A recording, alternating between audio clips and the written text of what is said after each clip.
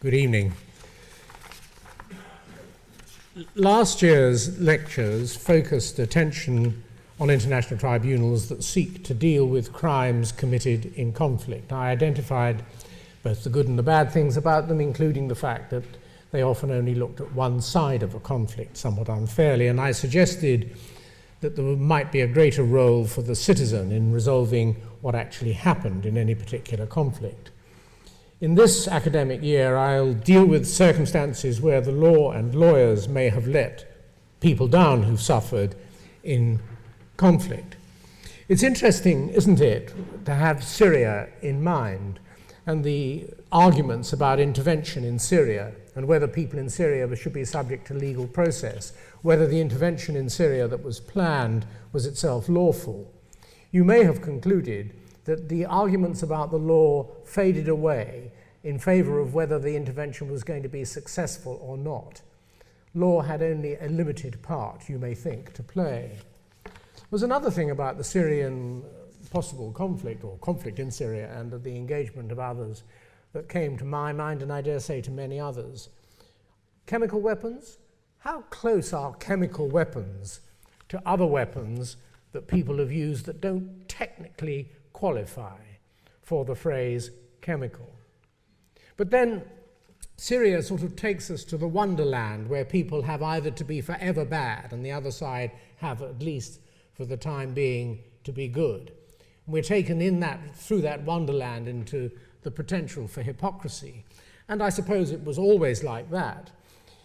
The Russell Tribunal that I'm going to talk about has in its opening pages on whatever it was at the time, a website or something, it wasn't a website, it has a quotation. There's Bertrand Russell, 1870 to 1970. No, I've missed it, but I'll come to it again a bit later. There's a great quote at the beginning of the documentation about the Russell Tribunal, which says this. It comes from Justice Jackson at the Nuremberg trials. He said, "If certain acts and violations of treaties are crimes, they are crimes whether the United States does them or whether Germany does them. We are not prepared to lay down a rule of criminal conduct against others which we would not be willing to have invoked against us." Well, that's pretty fine words. Unfortunately, at the same time, of course, the Americans were carefully crafting the new crime of crimes against humanity charged against the Nazis so that it couldn't ever implicate the Americans for what they might have done before. And that, and what we may have been led to think contemplating Syria, really perhaps tells us this. Really powerful bodies will do whatever they can to avoid being exposed. They will not willingly surrender to the law. And this is a general problem. People don't want to own up, and we have very few mechanisms for making them do so. The Vietnam War was a disaster. It was the second of two Indochina conflicts that had a long history, but the war started after the beginning development of the law that controlled war. Now, Bertrand Russell, let's go back to him. There he is, a man whose passions were simple but overwhelmingly strong, longing for love, search for knowledge, and the unbearable pity for mankind. He was born in 1872, and it's quite, you may think it's valuable to look at what he did later in 1960s with some regard to the developing law and the developing world about him.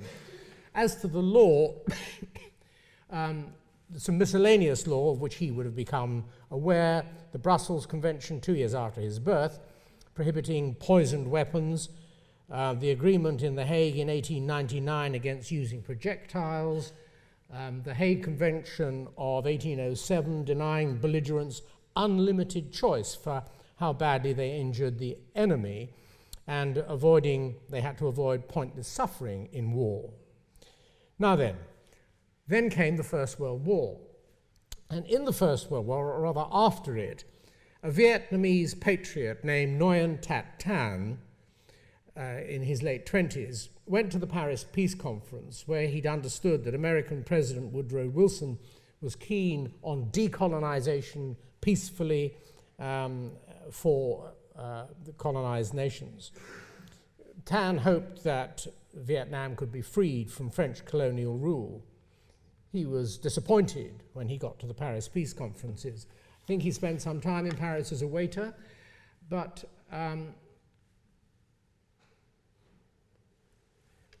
he changed his name to Ho Chi Minh, returned to Vietnam, and we'll see what happened with him a little later.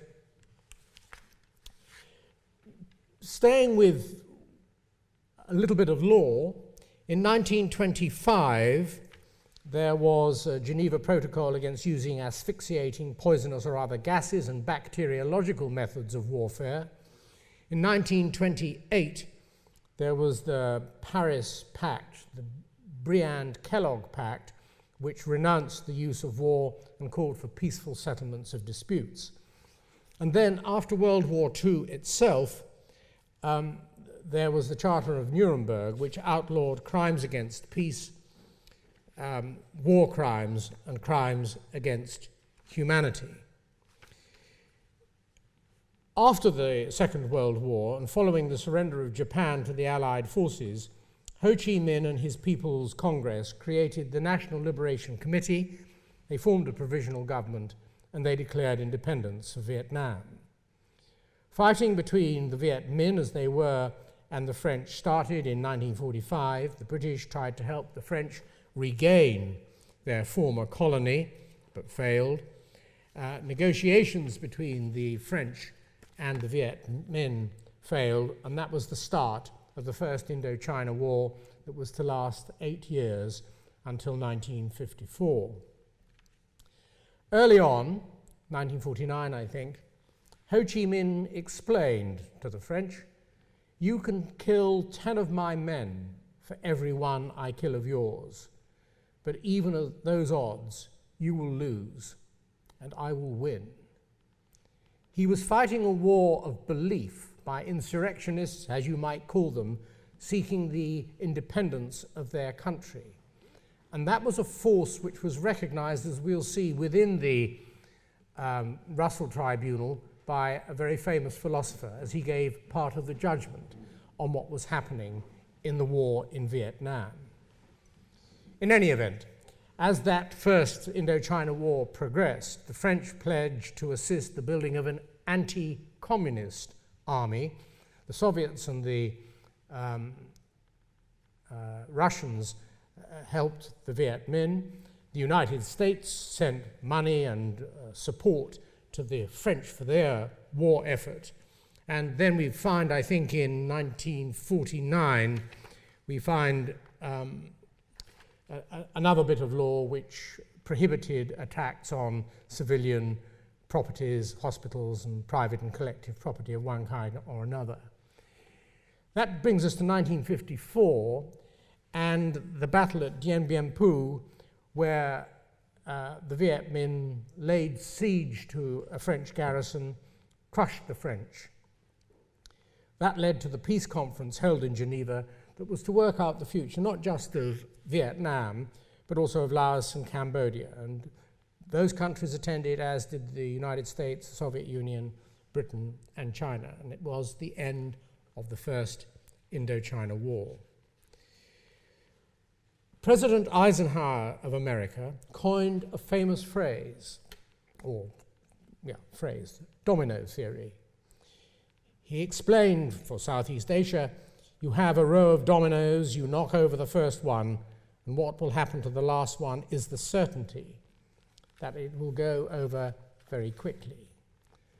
The thinking behind that theory and the fear of communism meant that Eisenhower's administration instructed its delegates at the Geneva Peace Accords not to sign those accords, at the conference not to sign the accords. Chinese and Soviet pressure led the Viet Minh to reach a compromise with the French that divided the country temporally. Temporally was critically important. at the 17th parallel. There's the 17th parallel, sorted out by the changing colours, but you probably all knew that in any event. The French were to withdraw to the south, Viet Minh to the north. They weren't to encourage foreign forces onto their territory, and there were to be internationally supervised national elections. But those accords were never fulfilled. The United States initiated a military build-up. The French puppet Baudin was replaced by the Christian anti-communist No Dinh Diem, supported by America, and he, knowing that at an election he would lose to the communist, rigged an election for the South to legitimize what was then a Southern dictatorship. The French left Vietnam. And the failure of those accords, for whatever reason, and it's clear that the Americans knew in advance that they were going to support this other regime, or so it appears, the failure of those accords was seen as a lost opportunity, for the United States then became embroiled in the Second Indochina War, one of the most destructive conflicts in modern history that many historians marked as a turning point in the decline of American hegemony. The proxy war to come, fighting over a belief, if it wasn't in reality recolonization by another route, was in the making. Looking back now, how odd it was to allow a war to develop largely premised on fear of an economic model. Extreme economic models all have something good about them, and all modulate or moderate over time. China and Vietnam's economies being as good examples as any. And it may be that aggressive capitalist societies will themselves have to modulate if they are in due course to save their bankers and over-rich from being hanged from lampposts, but I digress. And what would an intelligent being from another galaxy have said if that being had been unwise enough to visit such a lethally dangerous place as planet Earth, only to find that we had destroyed ourselves in a nuclear battle stimulated by concern over an economic model of life? And President Nixon considered the nuclear option in his time in office dealing with Vietnam. Well, what was to come? We now know what was to come, and statistics, at best indicative, are, for example, that there were somewhere a few 100,000 South Vietnamese civilians to die in the war, 50 to 65,000 North Vietnamese to die, a counterinsurgency program by the CIA to kill 26,000 suspected National Liberation Front insurgents in South Vietnam, bombing in neighboring Cambodia, 40,000 combatants and civilians. The Army of the Republic of Vietnam to lose a couple of 100,000 men during the war. According to the Vietnamese government, a million North Vietnamese Army and Viet Cong military personnel deaths occurred overall. The official US Department figure was 950,000 communist forces killed in Vietnam between 65 and 74. US combat began in 65. The number of troops was at one stage 500,000. A total of 2.7 million Americans served in the war. More than 58,000 died or are still missing or were missing. 300,000 wounded. And the United States spent $140 billion on a war, but they did not establish a non-communist South Vietnam. In addition to that, 18.2 million gallons of something called Agent Orange, a dioxin, was sprayed by the US military over more than 10% of South Vietnam as part of the US herbicidal warfare program. Operation Ranch Hand, attractively titled, you may think, between 1961 and 1971. Vietnam's government claims that 400,000 people were killed or maimed as a result of the effects of that chemical program, and that about 500,000 children were born with birth defects. I will not be showing you photographs. They are uncomfortable viewing. Well, in addition to that, eventually, some unlawful massacres were confirmed on the American side as having been criminal. My Lai, the most famous, involving Lieutenant Cayley, we may have time to turn to him briefly, and Mai Key, another one with 90 victims, 420 massacred in the first. As to Napalm and Agent Orange, coming back to the recent experience of Syria and the moral outrage expressed recently by worthy governments over chemical weapons, these agents and chemicals caused immense suffering. And I was quite impressed by the way a journalist in the Telegraph, Sean Thomas, expressed his feel about the proximity of one kind of weapon to another. He said, well, technically speaking, napalm is a mixture of naphthenic and aliphatic carboxylic acid. Sounds awfully chemical to me, he said, although of course it doesn't qualify as a chemical weapon. Agent Orange's stated intention was to defoliate Vietnam, to kill all the plant life so that the Viet Cong soldiers couldn't hide in the forests, thus enabling America to napalm her enemies that much more easily. I rather agree with him. It does sound awfully chemical to me. Well, that was all to come. How did we do this to ourselves? In 1956, the US started training the South Vietnamese military. There was an insurgency into the south from the north. There were bombings in the south in Saigon. And the North Vietnamese started infiltrating via the famous Ho Chi Minh Trail that many of you will recall in neighboring countries. That was to become a strategic target for attack. In December of 1960, the United Nations passed a resolution. And again, this is all important for what the tribunal was to do with the state of the law as it found it in a few years to come. In 1960, the United Nations decided that all peoples have fundamental, all peoples have fundamental rights to national independence, to sovereignty, to respect for the integrity of their territory, and that breaches of these fundamental rights may be regarded as crimes against the national existence of a people. In 1961, military conscription in the north of Vietnam, Kennedy became president, defeating Nixon, and the North Vietnamese working in South Vietnam were dubbed by the Diem government the Viet Cong. But there was never a formal declaration of war. Nevertheless, in 1961, Kennedy sent 2,000 advisors, military advisors, and that was the start of the combat, effectively. At that time, some of Kennedy's aides, remember, the Accords were one lost opportunity.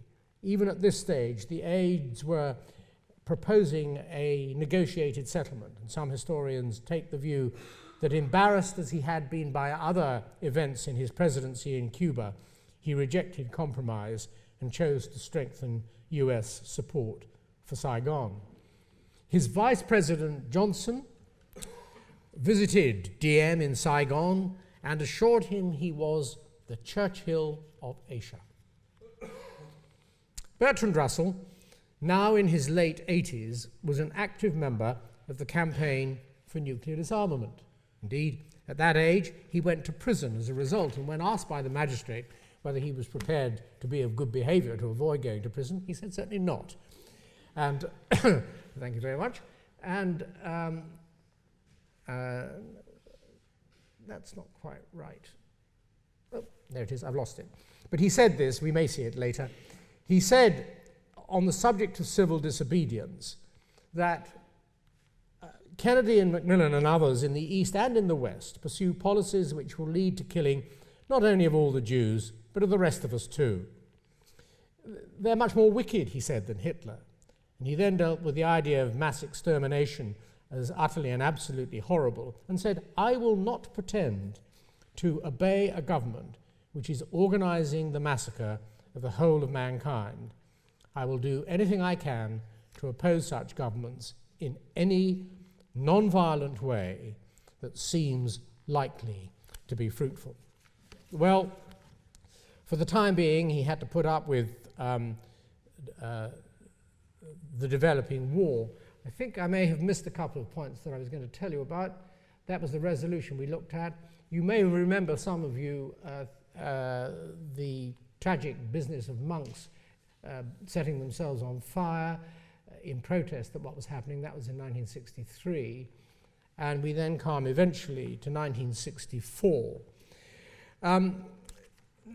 In 1964, following protests that had started to develop in America with people burning their draft cards and with such attractive observations by General Curtis LeMay, tell the Vietnamese they've got to draw in their horns or we're going to bomb them back into the Stone Age, the sort of observation that would be very valuable to the prosecutor of a criminal trial for offences in conflict, were such a person to be in the dock, but I move on.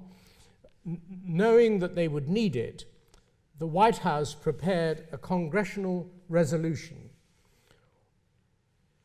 whereby the president could use whatever level of armed force he chose to in this non-declared war in order to defer further aggression from North Vietnam. And what happened was that in May '64, so this is now after Kennedy's assassination and when Johnson had become president, 3 North Vietnamese boats allegedly fired torpedoes at the USS Maddox, and there was another event a couple of days later which is apparently even more disputed. So that in August '64, Johnson was able to secure consent from Congress, House and Senate, with only 2 dissents, I think, overall, for this Gulf of Tonkin resolution, that the president could take all measures to repel any armed attack against forces of the United States and to prevent further aggression. It allowed him to wage all-out war without ever securing a formal declaration of war from Congress. It became the principal legislative basis for all subsequent military deployment. Johnson, incidentally, within a couple of days of becoming president, had announced that he would support South Vietnam in its contest, as he said, against the externally directed and supported communist conspiracy. That's what this war was, you may conclude, largely about. In any event, with the Tonkin resolution supporting him and with his Secretary of State, McNammara, of whom a little bit more later, supporting the idea of bombing, and with Joan Baez, who some of you will remember leading people in anti-war demonstrations in San Francisco. In 1965, using the pretext of a Viet Cong attack, the United States was able to start something called Rolling Thunder, a gradually intensifying air bombardment of military bases, supply depots, infiltration routes, and so on. The first combat troops arrived that year, and US troop levels in Vietnam topped 200,000. This led to teach-ins at universities against the war, and it's just worth having in mind that in 1965, 25,000 aircraft sorties were made. The following year, 79,000. The year after that, 108,000. But despite all that, the Viet Cong had their successes, and by the end of 1965, to deal with the Viet Cong and the attacks within the south of Vietnam, there were 184,000 US personnel there. Johnson was careful about what he did because he had a domestic policy that he didn't want to lose, or for which he didn't wish to lose support by, for example, mobilizing the reserves and the National Guard. So he carried on with his Tonkin resolution. In 1965, there was further deployment to the south and further protests of professors all around America, and indeed there was an 82-year-old pacifist, Alice Hertz, who set herself on fire in protest. There were anti-war marches in Washington. There was the burning of draft cards in California. There was the first demonstration here in London outside the US Embassy. The anti-war movement had become a national or a global phenomenon. 100,000 people were held demonstrating simultaneously in 80 cities around the world on one particular occasion. And to make the point, there's our demonstration in London, but this chap, a young Quaker, went and burned himself to death outside the window of Secretary of Defense Robert McNammara to imitate the, not imitate, to reflect the actions of that Vietnamese monk, Thich Quang Doc. Supporters of the anti-war movement included famous people like Benjamin Spock, who some of you will know about, and who also later said that he was proud of what happened in the opposition to Vietnam because it was by his children. Well, those of you who read Spock will understand what he meant by that, I suppose. But there we are. Now, the first legal case, because the protesters were protesting because there was nothing else they could do. The first legal case of many was a case called Mitchell, and it concerned a person who was being conscripted to serve in the army. And the conscriptees, I think they were called, claimed that conscription was unconstitutional because Congress hadn't declared war, and claimed that the government was committing war crimes in Vietnam and that American military activity violated international law and broke treaties to which the United States was signatory. So pretty fundamental questions to ask of the lawyers. I, the citizen, want to know whether you're sending me to do something that is lawful or unlawful. And this case, amongst many others, got to the door of the Supreme Court. But the Supreme Court has a discretion whether to hear cases. I expect you've already reached the conclusion. It didn't. In the Mitchell case, the appellant's motion was denied on various grounds. The first instance court said he lacked standing because he wasn't yet inducted and hadn't yet been ordered to go to Vietnam. That sounds a bit of a technicality to me. The constitutional power of Congress to provide armed forces by conscription is quite distinct from the use of the forces. Well, that's an interesting distinction. And then, as they knocked on the door of the Supreme Court, with only Justice Douglas dissenting, denied review. Justice Douglas said that because Mitchell invoked the Treaty of London, which declares that a war of aggression is a crime that imposes individual responsibility on combatants, then he believed that Mitchell's conviction and proffered defense presented issues that should be answered by granting review. He didn't say what the answer would be. He said there should have been a hearing. But of course, he was well overruled. We'll hear of a number of other cases. I won't repeat the details, save for one of them. No case, as I understand it, got to the Supreme Court on the question of the constitutionality, the legality of what these thousands, or was it millions, of men and women were being required to do in destroying a small agrarian country. There's an interesting little point at just this time before I come to Bertrand Russell himself and his tribunal. Some of you of the age will remember that the Congress of Racial Equality reported that the US military draft placed a heavy discriminatory burden on minority groups and on the poor and on the blacks.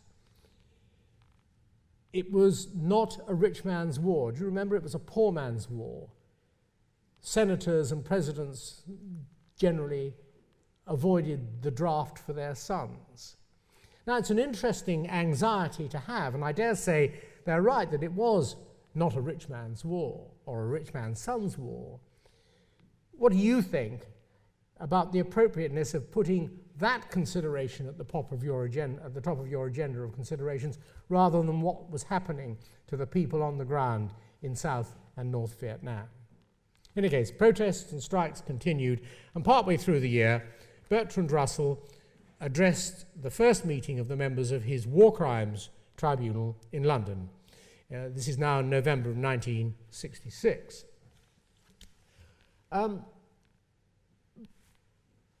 What he said was, we are free.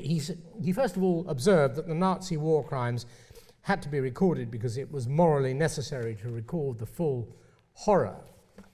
And he also said that, why is this war being fought? In whose interest is it being waged? We have, I am certain, an obligation to study these questions and to pronounce on them, and after thorough investigation, for in doing so, we can assist mankind in understanding why a small agrarian people have endured for more than 12 years the assault of the largest industrial power on earth, possessing the most developed and cruel military capacity. He said, I believe we are justified in concluding that it's necessary to convene a solemn tribunal composed of men eminent not through their power, but through their intellectual and moral contribution to what we have optimistically called human civilization. I cannot recall, he said, a people so tormented, yet so devoid of the failings of their tormentors. I do not know any other conflict in which the disparity in physical power was so vast. I have no memory of any people so enduring, or of any nation with a spirit of resistance so unquenchable. May this tribunal, he said, prevent the crime of silence.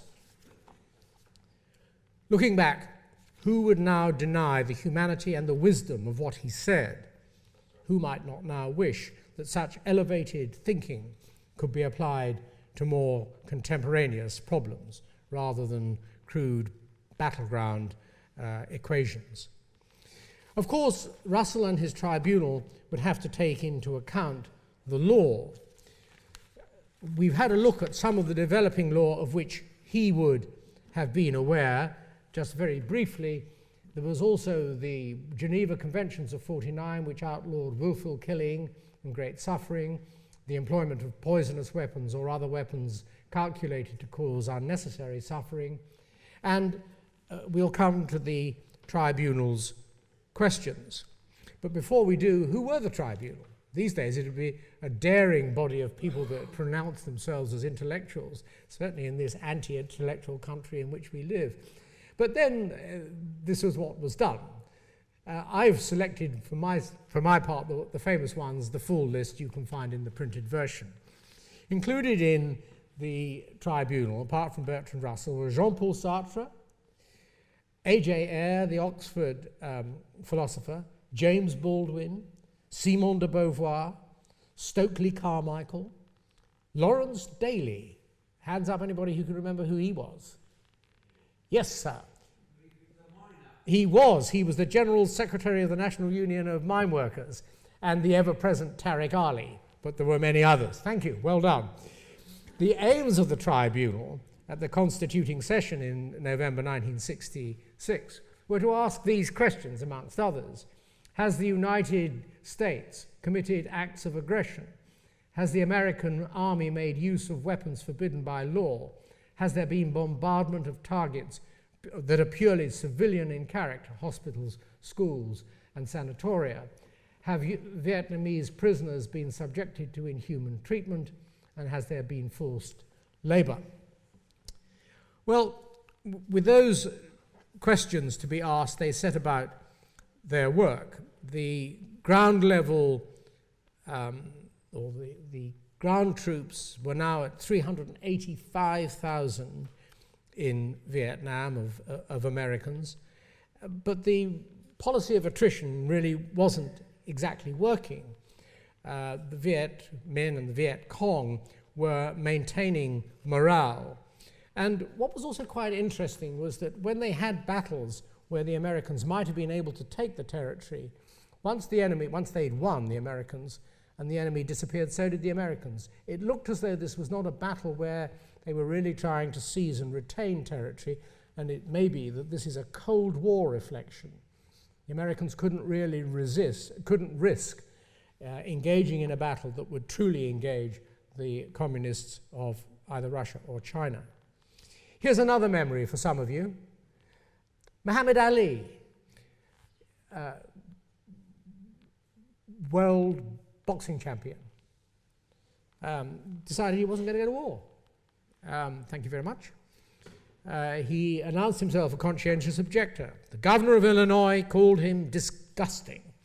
The governor of Maine said Ali should be held in utter contempt by every patriotic American, and somehow he was stripped of his title. Though how, if you're the world champion at boxing, you can cease to be it because you don't want to go and fight a war, I'm not quite sure. Any event. Martin Luther King in 1967 identified the problem. He explained that America had rejected Ho Chi Minh's revolutionary government, which was seeking self-determination. And he said, this is a government not created by China. He said the Vietnamese don't actually like China very much. This is an indigenous force that happens to include some communists.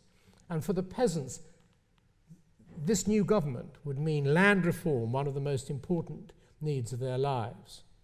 Well, there were some other legal cases. Perhaps the most interesting one, the only one I'll refer to, I think, is Mora, which was in February of 1967. Because again, the admirable Justice Douglas dissented, as also did one other judge on this occasion, Justice Stewart. And it was a case about draftees. They tried to get their issues to the Supreme Court, and what was said here was by the dissenting judges, in particular, I think this came from Stewart, but both dissenters agreed.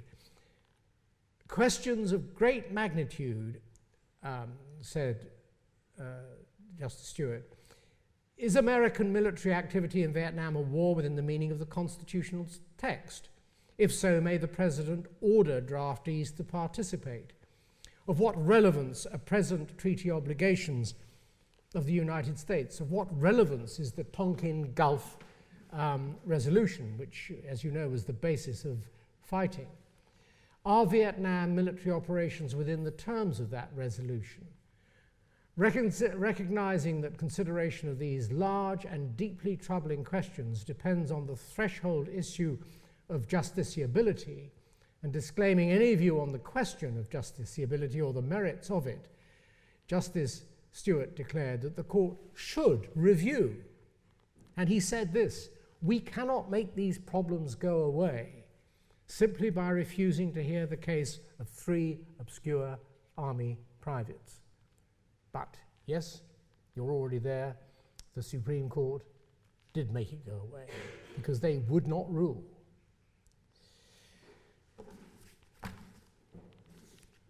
Nevertheless, in those 2 dissenting judges, some recognition of the duty to judge. There was more and detailed fighting that you can read about if you wish in the handout. There were more challenges to the war in the form of demonstrations, but people, that's all they could do. They could tear up their draft cards, burn them, demonstrate. They couldn't prove the illegality, if it was illegal, of what was going on. There was a demonstration with 400,000 people, I think, in Central Park. Benjamin Spock, Martin Luther King, Harry Belafonte, I mean, all sorts of people giving their name to this, but not succeeding. The manufacturers of napalm, Dow Chemicals, were refused admission to one university campus, so there was a growing awareness that things were pretty shocking. And Secretary of State for Defense, Robert McNammara, appearing before a Senate committee, I think I've got a grainy picture of him, there he is, was now uncertain of the value of bombing raids, and that becomes important for something that I'll come to very shortly. He was expressing doubts in public. We might not want to know what he was thinking in private, mightn't we? The first session of the tribunal, of Russell's tribunal, was held in May 1967. There were opening statements, a limited number of eyewitness accounts, expert reports, reports of people who'd made specifically inquiries on behalf of the tribunal. So it wasn't a proper court with barristers or solicitors and witnesses and all that sort of thing. And one of the questions, if we think about how we deal with conflicts, is should we be bound only to attend to evidence if it's presented in a way acceptable to Western criminal courts? I've presumed to doubt this, and I raised with the judges in The Hague the probability or certainty that they could reach the same conclusions they achieved after years of slow evidence by reading a range of well-informed books and journalism and then adding to that by such witnesses as they actually needed to hear. The tortoise of the common law criminal trial serves the bank balances and the pensions of lawyers and judges. It is less clear whether it provides for better verdicts. Of course, it lays down a great record of evidence, meticulously chronicled, and that may serve later purposes. But does it equal the decision-making that may be achieved by intelligent, well-informed men and women making conscientious inquiry? The evidence readily available on the internet presented to the tribunal merits careful and detailed attention. I'll just give you three samples. The left-wing bias, maybe, as it would be said, of the tribunal, there's one of the hearings, included a paper from Gabriel Kolko, who was a leftist American historian. And he tried to explain the war by saying it's essentially an American intervention against nationalist, revolutionary, agrarian movement, which embodies social elements in incipient and similar forms of development in numerous other third world countries. He also said that for the United States to fail in Vietnam would be to make the point that even the massive intervention of the most powerful nation in the history of the world was insufficient to stem profoundly popular social national revolutions. Such a revelation of American weakness would be tantamount, he argued, to demotion of the United States from its present role as a dominant superpower. Was that one of the reasons they pressed on? A different type of witness was Do Van Nock, 9 years old, who described the American planes coming over the rice paddies, bombing them, and he and his two chums catching fire, so they threw themselves into the water. When they came out, the fire started again on their skin, because of course it was napalm. And his fingers were scarred together, and his neighbour, Mr. Dew's family, lost 6 family members who were burned. Just one of, obviously, countless, almost countless examples that we could be given of the tragic consequences of the bombing that was going on. And then the third example is from Henrik Forss, who was one of the experts who dealt with the effects of bombs of a certain type. And he was here dealing with a fragmentation bomb that penetrated one of the people he examined on behalf of the tribunal and killed, or rather ended the existence of the 9-month-old fetus.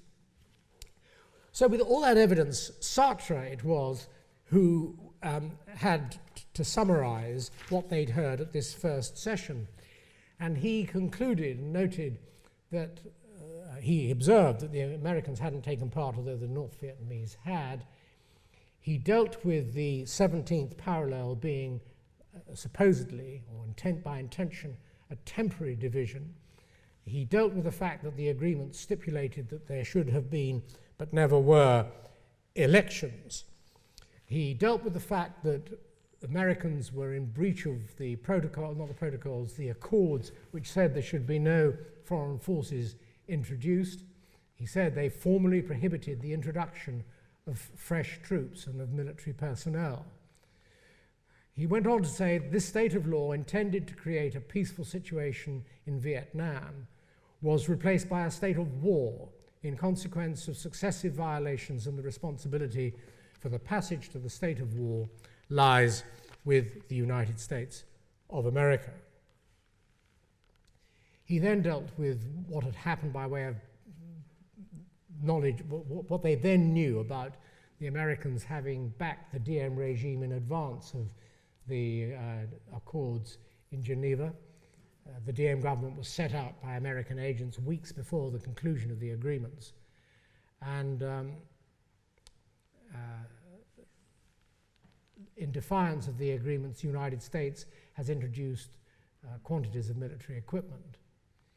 Now, that was some of the conclusions that they reached on that particular question, and he dealt with the fact that there was this March 1966 memorandum justifying to the American people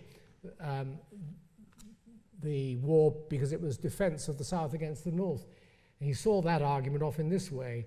He said it's hardly necessary to recall, he said the argument is untenable. It's hardly necessary to recall that Vietnam constitutes a single nation which cannot be seen as an aggressor against itself. From the foregoing, it follows that the United States bears responsibility for the use of force and has committed a crime of aggression against that country, a crime against peace. He dealt with all the witnesses they've heard, explaining that the civilian sites that were bombed were all very obvious to see and there was no chance of confusion. And he dealt with the receipt of that, and he dealt very specifically with the particular bombs that they objected to, and said that in consequence the tribunal considers that in subjecting the civilian population and targets of the Democratic Republic to intensive and systematic bombardment, the United States has committed a war crime. And then he made specific points about the CBU fragmentation bombs. Meeting with the resistance of the people who intended to exercise peacefully and freely its right to full independence, the government of the United States has given these war crimes, through their extent and frequency, he observed, the character of crimes against humanity. That was the verdict of some very intelligent people who'd done their best to assess the material that was available. They gave a verdict which you can read, pretty much reflecting that.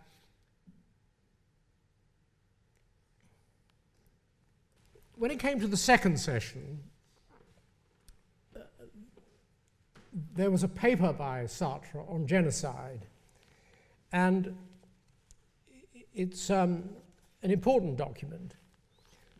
Genocide, or the Convention Against Genocide, was now 20 years old, but it was to wait 20 years before anybody would be charged with genocide, and indeed it was to wait 20 years before the United States would ratify the Genocide Convention. So that Sartre's analysis of genocide didn't have the advantage of jurisprudence that we've had delivered by various courts since. But he nevertheless had things to say about genocide, and it included this, because he distinguished between the genocide that you can cause with unequal conflict, when colonizers go in and simply kill everybody in a place they wish to colonize, as happened in Tasmania. Some people would say happened in America. Because the forces are completely unequal, you can wipe out the nation. And the sort of genocide that may be committed in total war, as I referred to earlier, when you have, say, insurrection, people trying to establish independence, and they are completely committed, and the only way to defeat them is simply to wipe them out. And he explained that whereas colonizing powers like the French would have an economic interest in the countries they leave, this wasn't the case for America in Vietnam. And he said, the American government isn't guilty of having invented genocide, nor of having chosen it from other possible answers to the guerrilla. It's not guilty, for example, of having preferred it on the grounds of strategy or economy. In effect, genocide presents itself as the only possible reaction to the insurrection of a whole people against its oppressors. The American government, he announced, and the tribunal agreed with him, is guilty of having preferred a policy of war and aggression aimed at total genocide to a policy of peace. Now, if I can find the next slide, that led to the conclusions of the second session, which was held in Denmark, concluding that the United States was guilty of knowingly conducting this war of example to make genocide a challenge and a threat to all peoples. When a peasant dies in his rice field, actually this is Sartre again, cut down by a machine gun, we are all hit.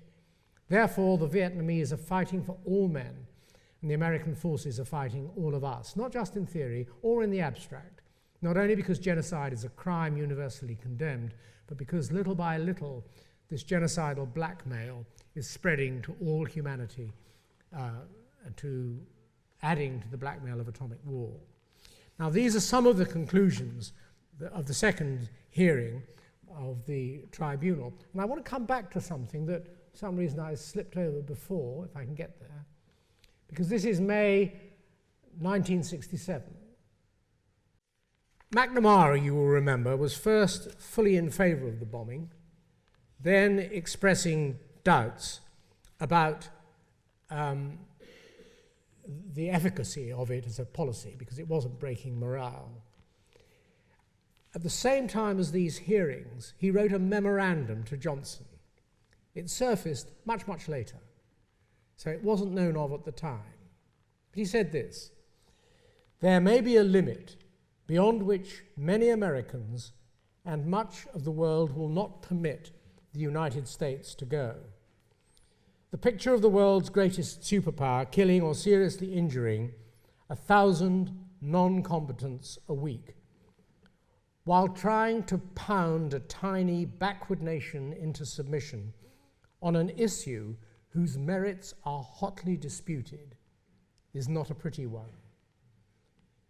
Could conceivably, he said, produce a costly distortion in the American national consciousness and in the world image of the United States." But think of those observations.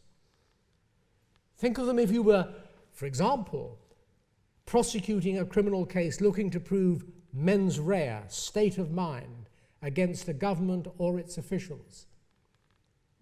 This was close, wasn't it, in a private internal memorandum with years of the conflict still to run, to an acknowledgement that what they were doing was not right.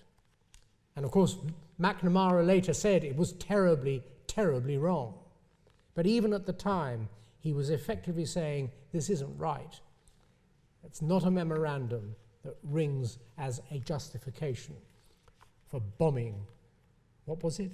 A tiny backward nation into submission. Well, ladies and gentlemen, you can read more of the precise conclusions, and I must come to my conclusion and give you some time to make points or ask questions. Is there in fact much need for me to say more? Because this is the end of the tribunal's work. And although the war took several more presidents and many more deaths and much more fighting before it concluded, before indeed Ho Chi Minh won, before Vietnam was united, and the Americans all left. But this is the moment where the tribunal bids, as it were, farewell. Does the verdict of the tribunal, genocide and war crime and so on, Does this verdict show that although there was enough evidence to have the United States inquired into for war crimes, as many had effectively argued to the deaf ears of their own Supreme Court? Does it show that as there was no formal inquiry, this informal inquiry is of great value and can count as the last word on the subject? I make about 3 comments. When I started preparing this lecture, I thought I'd reach a particular conclusion with some confidence, and I don't really reach it. I thought I would find the work of this tribunal invaluable and irresistible. I think it's valuable, but I'm not sure how valuable it is. I thought I would conclude that you should always investigate atrocities in war. Now I'm not so sure. As to this particular tribunal, there was one serious shortcoming, surprising given the publicity attached to the Nuremberg process being thought of as victor's justice. Despite that, this tribunal would not assess the other side of the conflict. It actively refused. It only wanted to look at one side. It wanted to do exactly what was done at Nuremberg. And Sartre was indeed recorded as saying, "I refuse to place in the same category the actions of an organization of poor peasants and those of an immense army backed by a highly organized country." He would not consider the North Vietnamese the Viet Cong. Was that wise? These days we would say it would be terribly unwise and indeed wrong, because a crime on one side or the other is a crime. Notwithstanding that, from subsequent events, apart from the My Lai massacre, the Pentagon Papers, and other investigations that were made, the conclusions of the tribunal at about this time, 1967, were largely confirmed, coming from elsewhere, including, of course, coming from the change of mind of McNammara, given publicly years later. And so its conclusions would probably have been the same, and would probably have been as justified, even if they had the good sense, you may think, to survey the potentially criminal conduct on all sides. And there was, of course, war crimes, misconduct on all sides. But finally, this is the concern that this tribunal and its work gives me. It's not at all clear that this tribunal, and I don't know how many of you knew of its existence before coming here tonight, made any difference. Why? Because it was facing an immensely powerful, implacable body that declined to engage. It declined to engage with the tribunal, and there was no other world mechanism. There was no international criminal court with which it could engage to resolve the legality of what it was doing. The country didn't engage, the Supreme Court didn't engage. And with the passage of time, people do forget. That's why powerful people, powerful bodies, never yield. I simply don't know what Americans, being born, brought up the last few decades, think of the war. Do they think it was a war crime that their country committed? Or is it already receding into history? If so, and if there's no visible benefit for the people of Vietnam or for other people in seeing war crimes revealed, immensely impressive though this tribunal may have been, and good in intention, can we be sure it did any good? I simply don't know. I'm going to leave you on that with 2 other observations, because they occur to me regularly enough. There's only one conflict that sticks in our mind throughout, isn't there? It's the Nazi conflict. Of course, it's worse in numbers. And it sticks in our mind, you may think, because of what happened, but because it was so graphically recorded, both in the conflicts themselves and in all those men sitting in the dock. You can see a photograph of that court from any angle and you immediately know what it is. For conflicts to bring memorial value, they have to be the subject of visible, emphatic, just conclusion, as some people would say Nuremberg was. Vietnam wasn't, and its memory may fade. Thank you.